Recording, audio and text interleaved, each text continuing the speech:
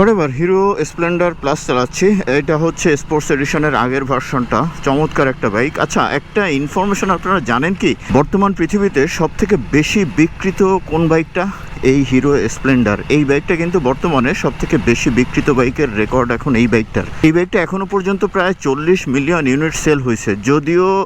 যদিও all time global হিটের কথা যদি বলেন, সেটা হচ্ছে হোন্ডা সুপার কাপ, ওইটা প্রায় 100 মিলিয়ন সেল হয়েছে। বাট বর্তমান আসপেক্টে যদি চিন্তা করেন, তাহলে রেকর্ডটা হচ্ছে এই স্প্লেন্ডারের। স্প্লেন্ডার হচ্ছে বর্তমান বিশ্বের সব থেকে বেশি বিক্রিত বাইক। সুপার কাপটা 100 মিলিয়ন রেকর্ড করে বসে আছে, তবে সুপার কাপ কিন্তু এখন ওইভাবে বিক্রি হয় না, বা এখন ওইভাবে সব জায়গায় অ্যাভেলেবেল পাওয়া যায় না। বাট স্প্লেন্ডার প্লাস এই মডেলটা কিন্তু সারা বিশ্বের অনেক দেশেই আছে।